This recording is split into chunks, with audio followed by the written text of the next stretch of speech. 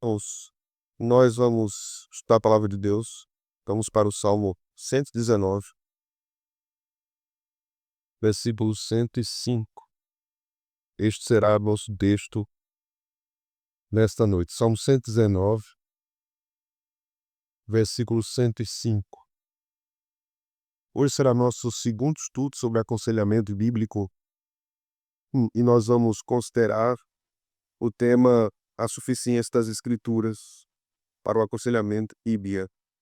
O texto diz: lâmpada para os meus pés é a tua palavra e luz para o meu caminho. Amém. Vamos orar? Senhor, nós te agradecemos por esta reunião de adoração e de oração, onde nós podemos juntos orarmos uns pelos outros, cumprindo aquele mandamento que se repete tantas vezes no Novo Testamento: uns aos outros, amai-vos uns aos outros. Tua palavra nos impele a orarmos uns pelos outros, fortalecermos, suportarmos uns aos outros. E é muito bom estarmos aqui e vivenciarmos isso.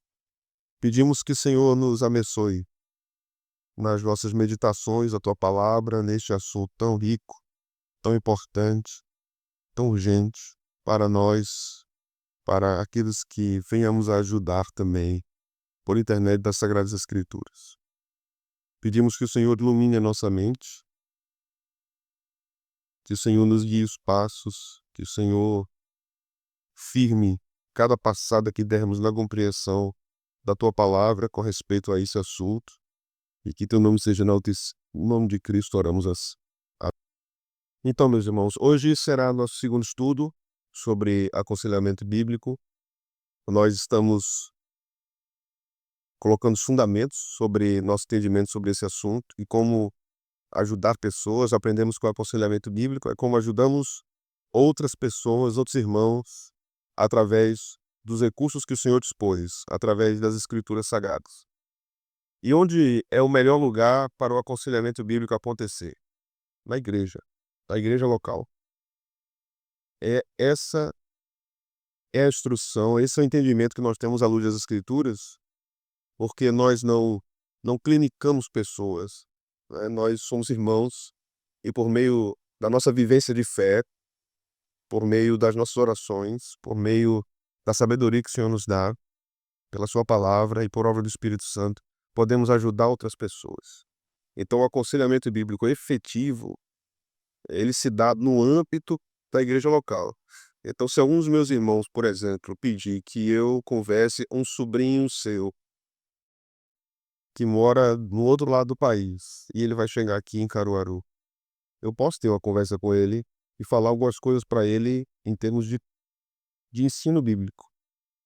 Mas isso não será tão poderoso como a vivência do povo de Deus na igreja local. Porque numa igreja local, nós nos ajudamos, nós cuidamos uns dos outros. Nós temos uma vivência uns com os outros.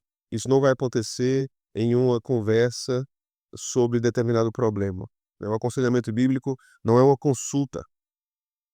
O aconselhamento bíblico é uma ajuda de um irmão para outro irmão, uma irmã para outra irmã. Então, por isso, nós precisamos lançar luz sobre esse tema, sobre a suficiência das Escrituras, porque, de modo curioso e também triste, esse tema foi abandonado por muitos cristãos. Em que sentido? Claramente, como eu disse na semana passada, alguns cristãos vão dizer que a Bíblia não é suficiente para alguns casos relacionados a emoções, a problemas morais, e que é necessário outro tipo de ajuda. Eu dou aula sobre aconselhamento bíblico já desde 2014. Já vão aí 11 anos dando aula sobre esse tema. Em todas as turmas que estudaram comigo, eu faço uma pesquisa, que essa pesquisa deve circular entre pastores, entre líderes na igreja, lideranças femininas, lideranças de departamento infantil, todas as áreas da igreja.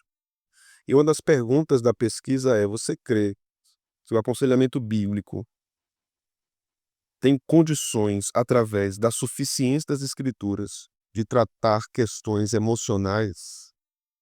90% das respostas nas igrejas e dos líderes: não.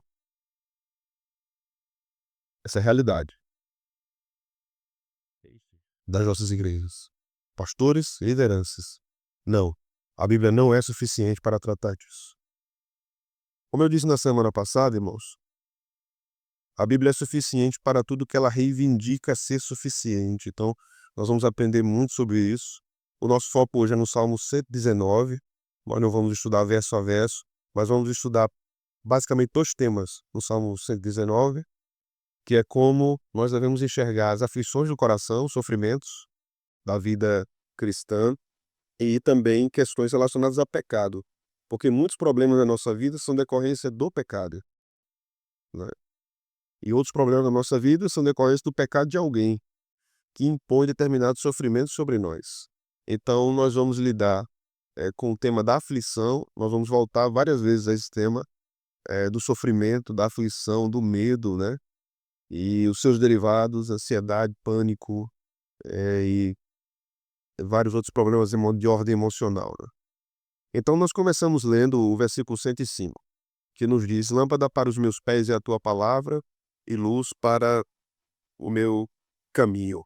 Esta palavra nos ensina, esse versículo nos ensina que a Escritura ilumina quem nós somos, onde nós estamos e para onde nós vamos. Então, ela é o guia para onde nós vamos. Então, o que promove, melhor dizendo, o aconselhamento bíblico? O aconselhamento bíblico promove a santificação do coração de um crente. Quando nós somos insatisfeitos, quando nós somos deprimidos por causa da nossa satisfação, quando nós estamos ansiosos porque nós não confiamos no Senhor, esses são indícios claríssimos de incredulidade no nosso coração. Enquanto o Senhor nos diz que devemos crer, que devemos confiar, que devemos honrar o seu nome, que devemos obedecê-lo. Mas muitas vezes as nossas ansiedades, os nossos temores, eles não são gerados, entenda isso, por uma oposição direta ao poder de Deus para nos sustentar. O ponto não é esse. São gerados porque nós temos medo das consequências das nossas escolhas erradas. E nós temos medo que essas consequências nos alcancem e tragam problemas sobre nós. Então nós precisamos lidar com isso. Então, quando nós pensamos numa definição de suficiência das Escrituras, a primeira delas que eu quero mencionar aqui hoje está na Confissão de Westminster, no seu capítulo 1, ponto 6, diz o seguinte: todo o conselho de Deus, ou a suficiência das Escrituras é isso, né? Todo o conselho de Deus concernente a todas as coisas necessárias para a glória dele, a salvação do homem, a fé e a vida, ou é expressamente declarado na Escritura, ou pode ser logicamente deduzido dela, a qual nada, em tempo algum, deve ser acrescentado. Então, o que é a suficiência das Escrituras? É a aplicação das Escrituras para tudo que é matéria de fé e de vida do crente. Estamos falando aqui de questões espirituais, de questões psicológicas também, de questões emocionais. Nós não estamos tratando de questões médicas em termos físicos, certo? Não estamos tratando disso. O grande problema do nosso tempo é que se quer transformar em problema médico aquilo que é emocional e aquilo que é físico. Então, quando falamos de físico, isso se refere a um problema médico. Quando falamos de emocional e espiritual, isso não se refere a problema médico, certo? Uma outra coisa que nós devemos entender é quando alguns cristãos perguntam: então, as duas coisas não podem conviver juntas? O cuidado profissional com questões emocionais e o aconselhamento bíblico, entendam o que eu vou dizer aqui agora. Eu disse no primeiro estudo nosso que minha intenção não é estabelecer uma guerra, né, com o sistema psicológico ou as psicologias, mas levar os irmãos a refletirem sobre algumas coisas, ainda que vocês não concordem comigo. Mas observe, se a Escritura não é suficiente para cuidar das coisas do meu coração, e eu busco uma ajuda secular, minha pergunta é: esse sistema secular é suficiente para tratar das coisas do meu coração, como crente? Então ele não é suficiente. Então eu vou também para o aconselhamento bíblico. É suficiente? Não é suficiente. Adianta alguma coisa? Se nenhum dos dois é suficiente? Isso é para nós refletirmos, certo? João Calvino vai dizer nas suas Institutas o seguinte sobre a suficiência das Escrituras. A Escritura, pela sua perfeição absoluta, não deixa lugar para qualquer outra palavra de Deus que nos conduza à vida eterna. Ou seja, a Escritura contempla toda a vida do cristão. Toda a vida do cristão. O Salmo de número 19, versículo 7, diz o seguinte: a lei do Senhor é perfeita. Vocês lembram o final? Interessante, né? Restaura a alma. O testemunho do Senhor é fiel e dá sabedoria. Ou seja, nos ensina a viver, a olharmos a vida, a pensarmos sobre a vida. As Escrituras são aquilo que nos guiam nisso. Mas agora eu quero ir com vocês para a melhor definição da própria Bíblia sobre suficiência. Está em 2 Pedro, capítulo 1.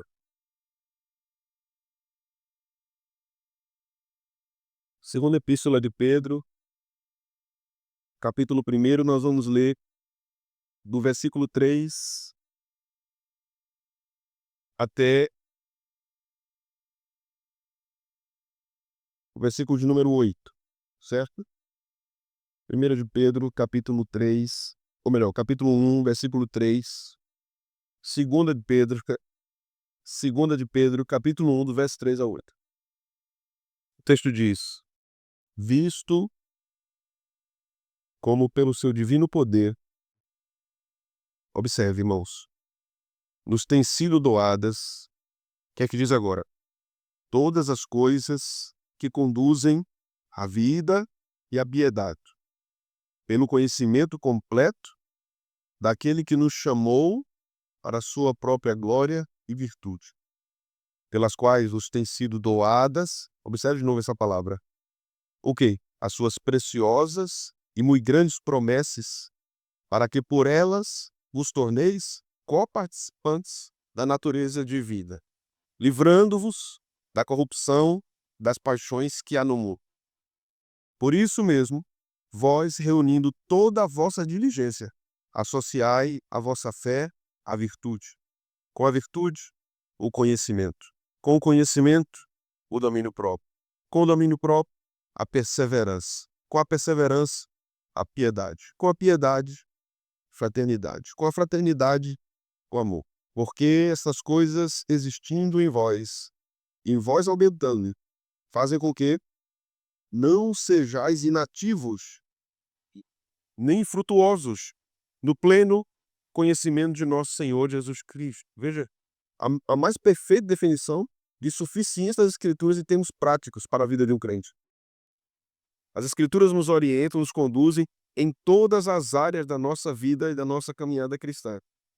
Veja que as palavras que Pedro usa aqui, no verso 3, ele diz, têm sido doadas todas as coisas que conduzem à vida. No verso 4, pelas quais os têm sido doadas as suas preciosas e muito grandes promessas, para que por elas os torneis coparticipantes da natureza divina. Aqui a ideia de coparticipante da natureza divina é a habitação do Espírito em nós, o santificando. Então, o processo de maturidade espiritual é esse processo de crescimento em santificação, que alcança todas as áreas da nossa vida mental, emocional, espiritual. Não há como dissociar vida emocional de vida espiritual. É a mesma coisa. É a mesma coisa. Vida espiritual e vida emocional são a mesma coisa. O que ocorre? Paulo disse certa vez, por causa da perseguição que estava sofrendo, porque era pregador do evangelho, que da vida ele se desesperou. Tem como separar aqui emocional de espiritual? Não tem como separar. Em outro momento ele estava sofrendo, talvez por causa de uma enfermidade, que ele chamava de segunda carne. E ele disse que orou. Lembram disso? Orou. E o Senhor respondeu: isso é minha graça basta a você. E meu poder se aperfeiçoa na sua fraqueza. Ele estava sofrendo emocionalmente e fisicamente, possivelmente. Será que não tinha sofrimento espiritual? Tinha. Que em outro lugar, ele vai dizer assim, eu estou sendo esbofeteado por Satanás. Então a vida espiritual e emocional, elas estão juntas. Não tem como dizer: "Não, não, espiritualmente eu estou bem, mas emocionalmente eu estou ruim". É junto. Se estamos em declínio espiritual, que vai acontecer, né, nós somos seres humanos, isso vai trazer uma série de implicações para o nosso coração, irmãos. Se estamos tristes, temerosos, ansiosos, que vai acontecer, preocupados, que vai acontecer, nós vamos duvidar da forma que Deus vai resolver as coisas. Nós vamos temer a operação da soberania e como ela se dará. Nós vamos temer. Se nós tivermos com a esposa, um esposo, um filho no hospital, nós vamos ter medo de orarmos assim: "Seja feita a tua vontade". Nós vamos ter medo, ou não? Uma coisa é a gente saber, outra coisa é a gente querer aquilo em determinado momento. Então qual é o grande desafio do crente conduzido pelas Escrituras? Submeter as minhas emoções ao que Deus diz. Esse é o grande desafio.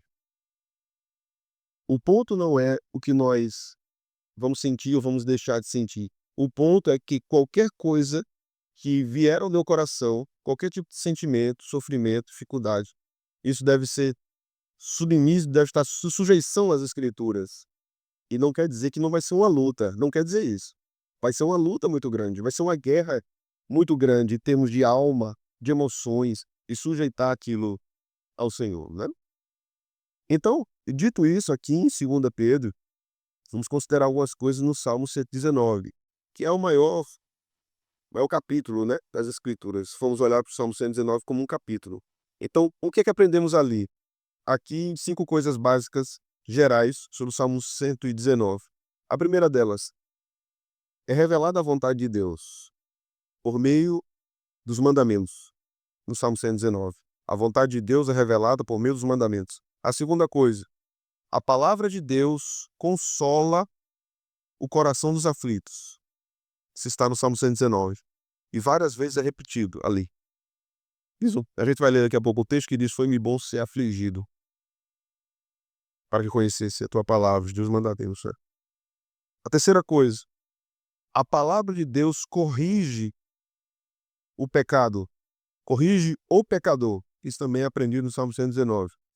Em quarto lugar, a palavra de Deus orienta as nossas decisões. Ela orienta as nossas decisões. Então, se eu oro no Pai Nosso: "Seja feita a tua vontade, assim na terra como no céu", mas como é que eu sei a vontade de Deus? Por meio da palavra, por meio da providência. A providência, eu só vou ter o conhecimento dessa vontade de Deus por meio da providência quando a coisa acontece. Mas na palavra eu tenho conhecimento do que ele disse, em termos de mandamento. E vou submeter o meu entendimento ao que acontece na história da minha vida, na história do país, da cidade, etc. Por causa das orientações dos mandamentos de Deus. Então os mandamentos de Deus me orientam, eles dirigem as minhas decisões. E por último, por fim, o Salmo nos ensina que os mandamentos de Deus são suficientes para a vida e para a piedade, como diz lá 2 Pedro capítulo 1.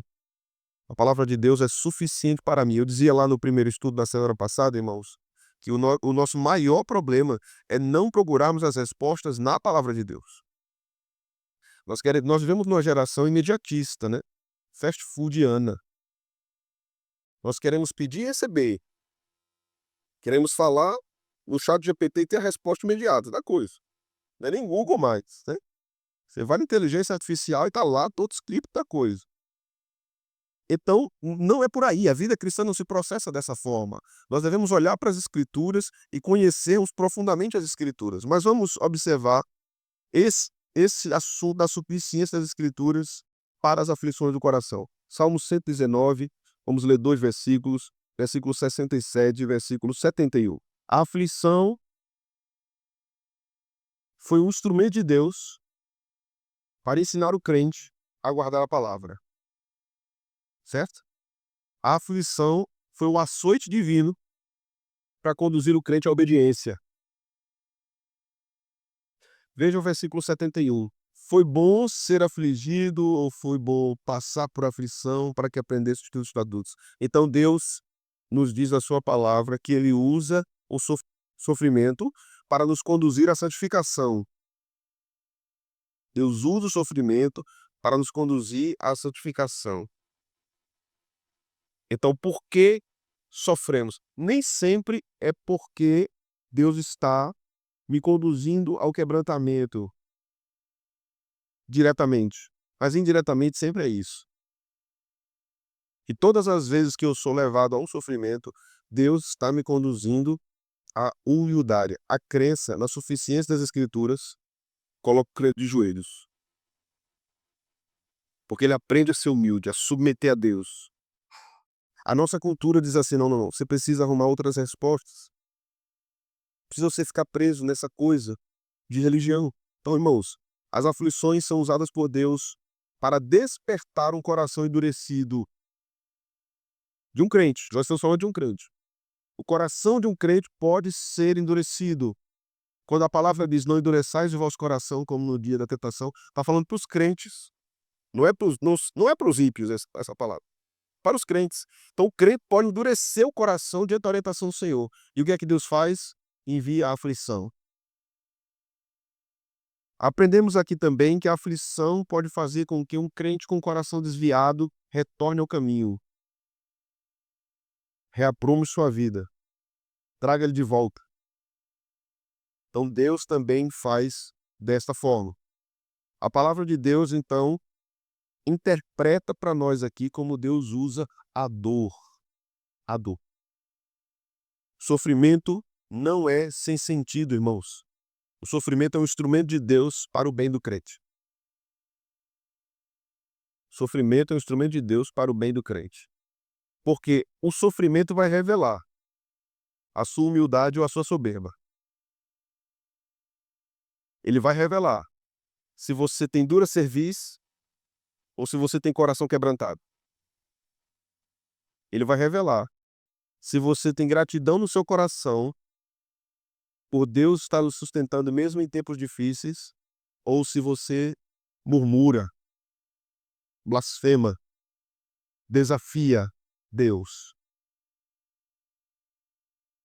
O sofrimento é uma fornalha e somos jogados lá para Deus provar, como prova o ouro.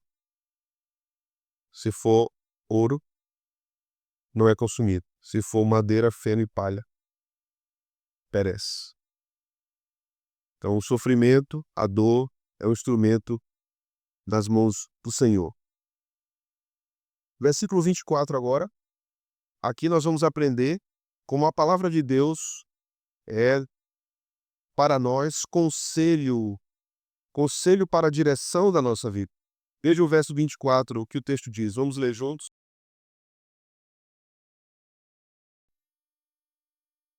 Muitas vezes nós buscamos muitos conselheiros, e a Bíblia diz que na multidão de conselheiros há sabedoria. Mas depende do conselheiro. Não é? Aí você sai no melhor, vem cá, pra contar minha vida tua aqui. Porque eu tô aqui sufocado, preciso te dizer o que eu tenho. Junta aqui a roda dos esclarecedores, que eu vou contar aqui, tudo aqui. Não é isso. Em primeiro lugar, a Escritura é minha conselheira. Em segundo lugar, Deus me dará conselheiros dentro da igreja.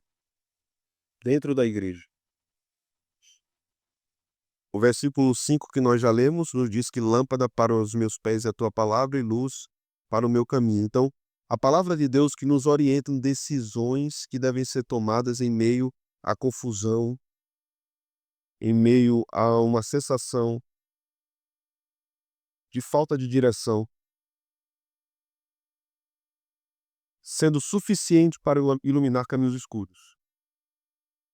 Então, se a solução aparente para um problema que eu estou vivendo tem coisas ou pontos que contradizem a palavra de Deus, eu já sei qual é a direção da palavra de Deus para mim. Que aquilo não é provisão de Deus para mim. É tentação. Quando a gente diz assim, Deus abre a porta, ou Deus abre portas, ele abre. Mas não é só ele que abre, não. Certo? Quando as portas se abrem, não é somente Deus que abre. Nós temos 3 inimigos, o mundo, a carne e o diabo. Muitas portas vão ser abertas. Você se lembra daquele programa antigo de Silvio Santos, A Porta da Esperança?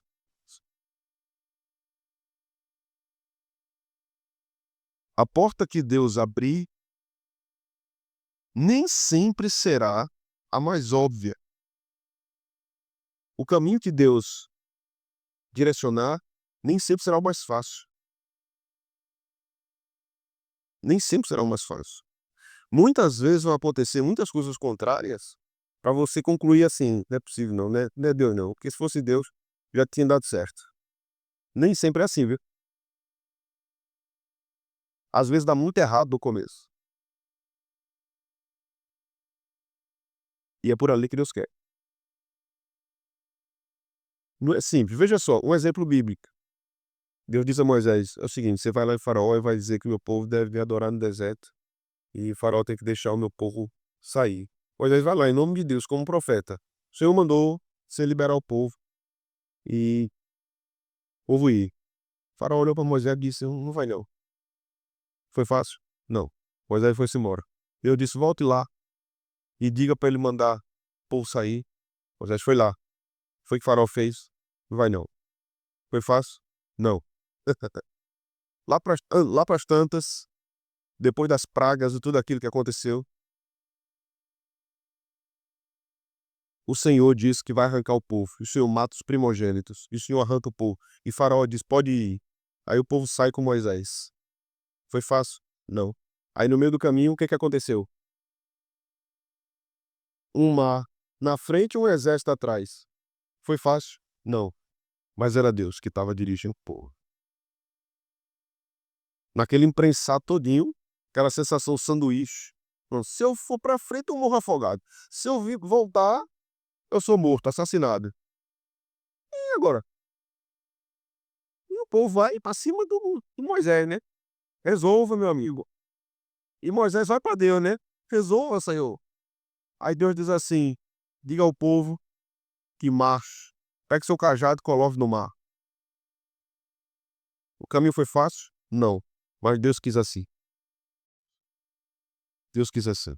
Nem sempre o caminho fácil é o caminho que Deus tem determinado. O caminho fácil poderia ser Deus salvar todos aqueles que ele queria, sem a morte de Jesus na cruz. O caminho fácil poderia ser Deus não permitir a queda, mas não foi assim.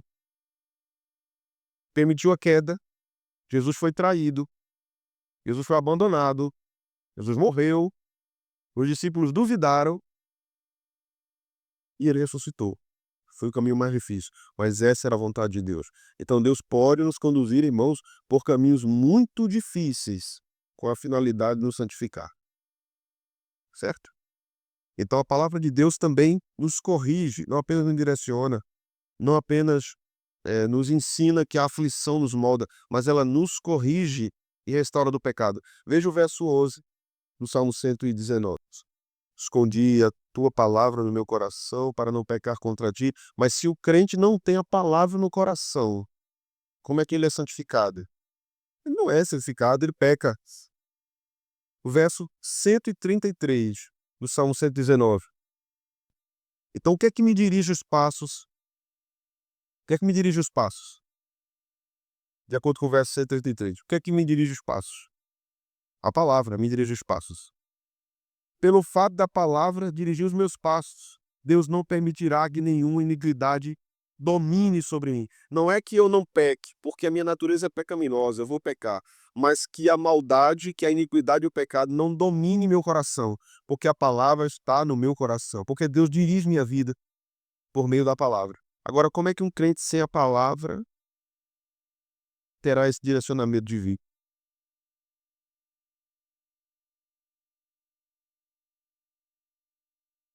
Veja o versículo 50. O que é que o salmista nos diz aqui? O que me consola na minha angústia é isto, que a tua palavra me vivifica. Veja só que texto, irmãos. O que me consola na minha angústia é isso. que a tua palavra me vivifica. O salmista não disse assim: o que me consola na minha angústia é quando tu fazes um milagre. O que me consola na minha angústia é quando tu acabas com meus inimigos. O que me consola na minha angústia é quando o Senhor tira a angústia. O salmista não diz isso. Ele diz: o que me consola na minha angústia é isso. A tua palavra me vivifica. Ela me dá vida.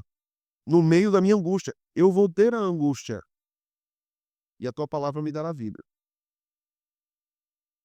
Veja o versículo 92. Esse texto é muito desafiador. Se a tua lei não for o meu deleite, há muito já teria perecido na minha angústia. Veja, medite nesse texto. Medite nesse texto.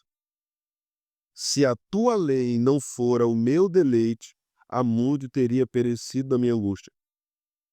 A lógica do versículo. Por que nós perecemos na nossa angústia? Por quê? Porque a palavra de Deus não é o nosso deleite. É a lógica do texto. Eu não tenho alegria na palavra de Deus, não tenho deleite na palavra de Deus, então o que acontecerá comigo na minha angústia? Perecerei. A minha angústia me dominará, as minhas dores me consumirão. Eu serei tomado como um naufrágio, porque o meu coração não tem se deleitado na palavra e na lei do Senhor. Algumas aplicações aqui, irmãos. O primeiro, a Escritura é suficiente para interpretar o nosso coração. Ela interpreta o nosso coração. Mas a nossa geração, inclusive de evangélicos, ela deseja que um outro homem com uma concepção diferente acerca da natureza humana que a palavra de Deus tem, discina o seu coração. Vocês estão entendendo minha frase? Porque o que nós temos é no nosso mundo, né? É uma guerra de antropologias. A antropologia é a doutrina do homem. O que é o homem? Então, a filosofia tem uma antropologia, as ciências sociais têm uma antropologia, enfim, todas as ciências humanas têm uma antropologia. E a Bíblia tem uma antropologia. Então, quando eu vou para outra antropologia, eu digo assim: diga-me quem eu sou e como eu tenho que viver. Agora, a minha pergunta para vocês: eu estou crendo na suficiência das Escrituras? Porque eu estou dizendo, não basta-me o que Deus diz, ou eu não quero o que Deus diz. Eu quero o que as ciências humanas dizem acerca de mim. Repito, não estamos falando de questões fisiológicas. Nós vamos chegar nisso. Vamos chegar em questões de medicamentos, questões físicas que podem causar vários problemas emocionais também. Nosso ponto ainda não é esse. A segunda coisa é que a Escritura aplica a vida de Deus amorosamente ao coração do que é aconselhado, ao coração do crente. Por isso que a Escritura é suficiente, certo? Então, observe só. Quando a Bíblia me diz, nós estudamos isso recentemente em Levítico, né? Então, as Escrituras, irmãos, nos aplicam ao coração de modo amoroso à vontade de Deus. Então, se a Escritura me diz que eu devo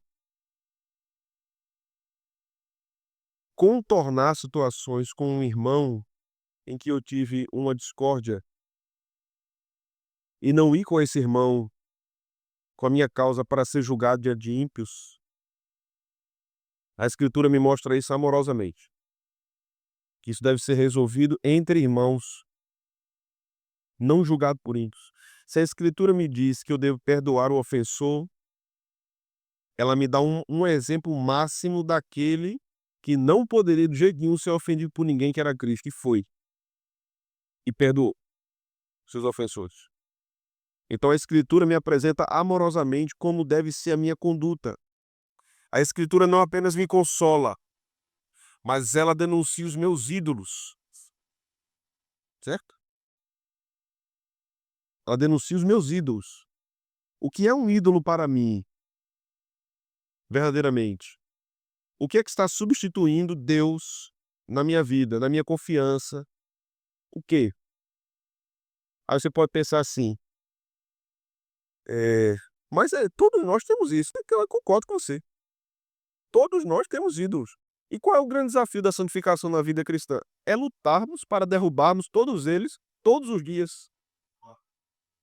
Todos os dias lutarmos contra esses ídolos. Todos os dias irmos matando os nossos pecados. Todos os dias. É uma guerra. Não tem playground na vida cristã. Todos os dias é um campo de batalha contra o pecado. Todos os dias.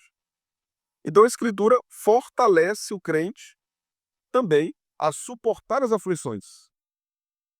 A Escritura não diz simplesmente assim, fuja. A Escritura diz assim, ame. Perdoe. Me busque. Me busque para que o seu coração não seja tomado de ira. Irai-vos, mas não pequeis. Nós vamos estudar sobre ira também. Então você pode já, como eu, ter tido uma decepção tão grande com a pessoa que a ira estava tomando conta do seu coração e você estava se alimentando disso. Já aconteceu com você? Comigo já. Comigo já. Mas com você também. Se você nunca passou por isso, Deus te guarde. Deus te guarde. Mas muitas vezes, por causa da proporção da decepção, nós teremos em alguma instância, inclusive alguma sede de vingança. E a palavra vai nos falar sobre os nossos sentimentos, sobre as nossas emoções. Quando? A palavra vai dizer assim, ira é obra da carne. Maledicência é obra da carne. Inveja é obra da carne. Longanimidade é fruto do Espírito. Amor é fruto do Espírito. Alegria é fruto do Espírito. Então a palavra vai falar sobre minhas emoções.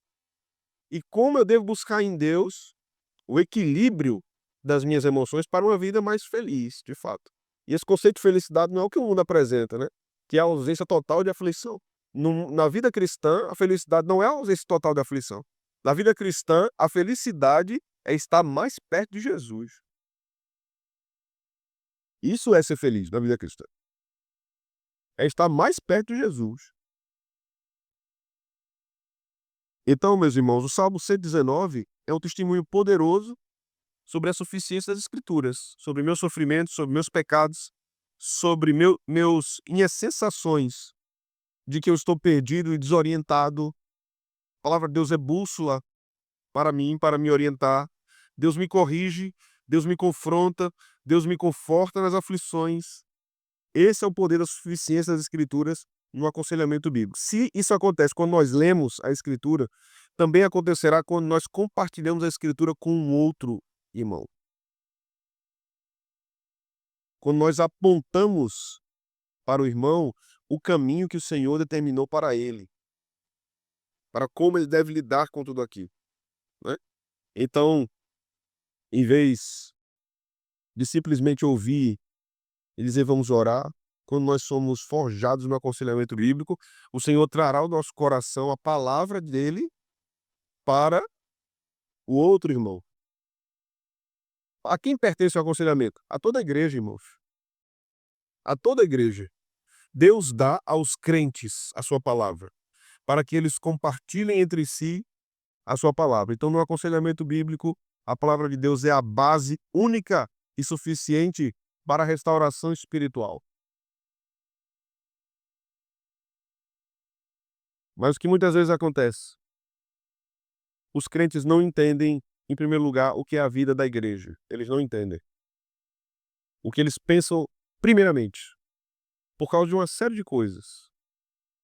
Em primeiro lugar, não quero que nem ninguém da igreja saiba da minha vida. Não quero que o pastor saiba da minha vida. Não quero que ninguém saiba dos meus problemas. Não quero ninguém entrando, invadindo a minha vida. Obviamente, essa pessoa pode ter tido experiências terríveis com a igreja. Isso precisa ser considerado. Mas quando nós estamos falando, olhando para um modelo de uma igreja bíblica, a nossa perspectiva será outra. Isso também não quer dizer que todo mundo numa igreja tem condição de aconselhar. Não é isso que eu estou dizendo, certo? Não é isso que eu estou dizendo. Mas deverá ou deve haver um grupo consideravelmente grande de crentes mais amadurecidos que conduzam essas pessoas ao conhecimento de Deus, ao conhecimento mais profundo de Deus, naquela área da vida. Que Deus nos ajude, nos abençoe. Amém. É 9 horas.